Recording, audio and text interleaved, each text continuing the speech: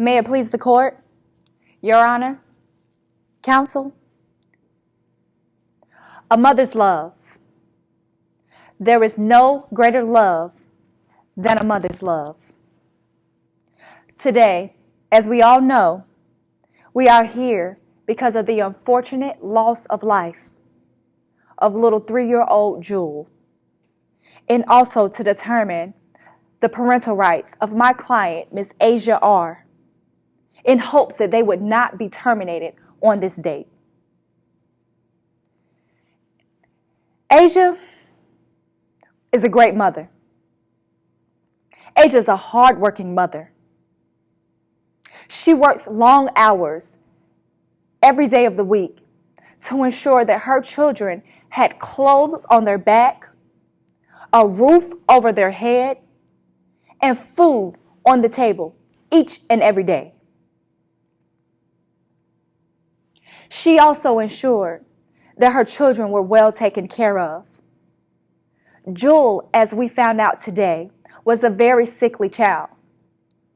So to ensure the health of her child, she made sure that Jewel would stay with her grandmother, Tiffany, every day after school to make sure that she gets her medications administered to her properly and on time. Asia also made sure that her children went to daycare. Education was very important for her. She would check on her children at daycare, especially Jewel, with her being so sickly on a normal basis. Anytime Jewel was sick, Asia ensured that she did keep her home from school so that she would not infect others as well as get even more sick. One particular situation, when Jewel had the flu, Asia made sure that she took her to the doctor, received proper care for her daughter, and kept her home, as well as notified the daycare that she would not be returning to school.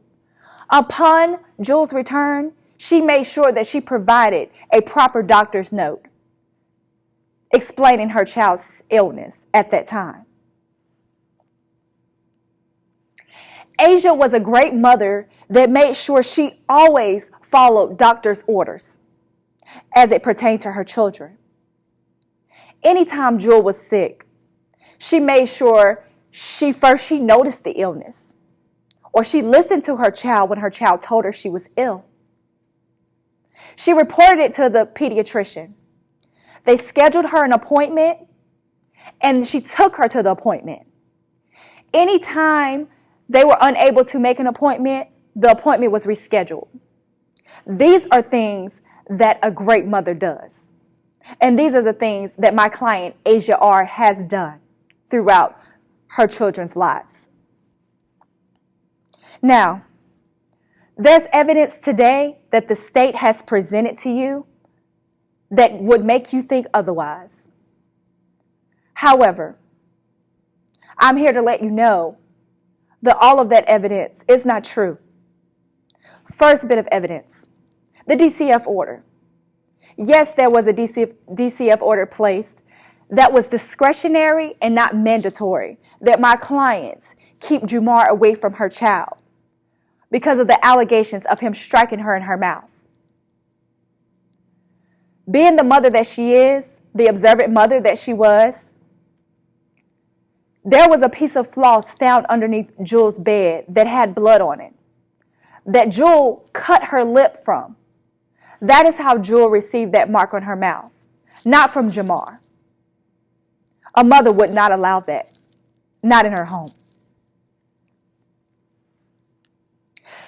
Jewel also had a history of inflicting pain on herself. Asia made sure she reported these instances to the doctor. She made sure that she made them aware that her daughter was harming herself. The state also wanted you to know today, excuse me, about the history of domestic violence between Asia and Jumar. This history of domestic violence had nothing to do with the children. It had something to do with two adults that at times their tempers flared amongst each other, not the children. They've both sought help for these anger management issues and have moved past those issues. And we're a happy couple. And we're a happy family in that home.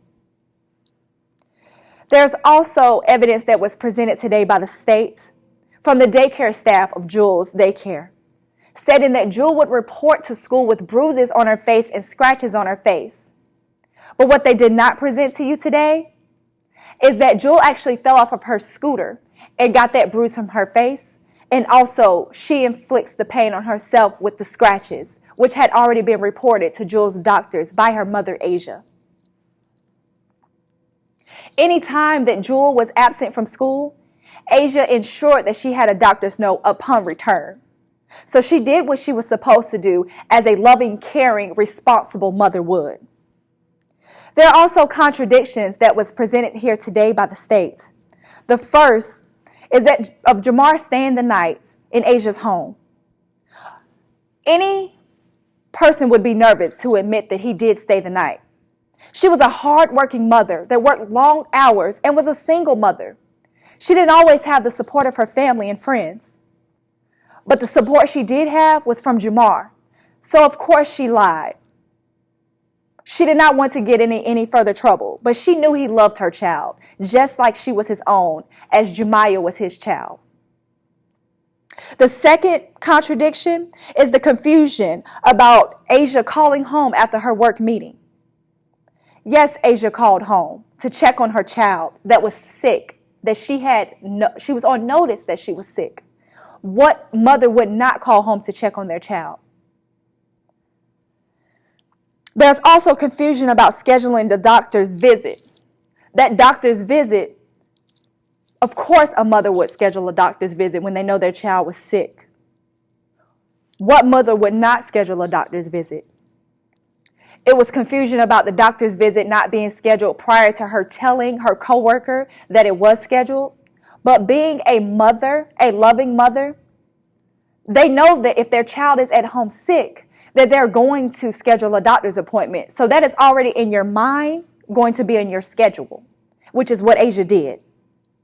There was also confusion about her calling the daycare, her friend calling the daycare stating that she would be late that day, that Jewel would be late that day. Again, that goes into play of Asia being a great mother, knowing that she has to take her daughter to the doctors to make her, so that she can feel better before going to school, because Jewel loved going to school.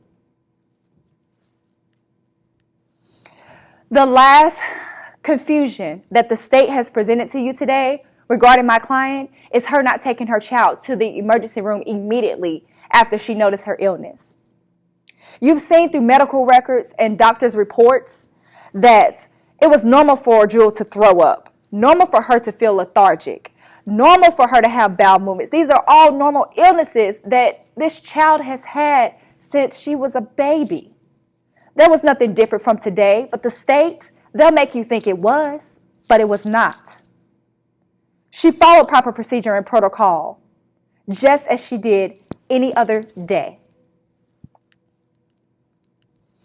You've heard from her doctor that she made sure that Jewel made all of her doctor's appointments anytime she was sick, reported her illnesses, did everything in her power she could to make sure her daughter was well. She should not be punished for that. She should not. Today, we ask the court to not apply Statute 39.806. This statute allows the court to terminate the parental rights when the parent has committed the murder, manslaughter, aiding or abetting the murder, or conspiracy or location to murder the other parent or child, or a felony battery that resulted in serious bodily injury to the child or to another child.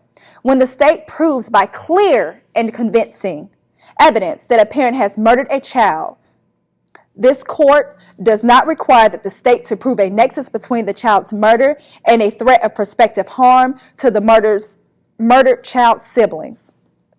We do not believe that the state has met that burden today. We ask that this court do not terminate Asia's parental rights and require that they show that this nexus would require her to lose her parental rights of her child. Remember, there is no greater love than a mother's love. Thank you.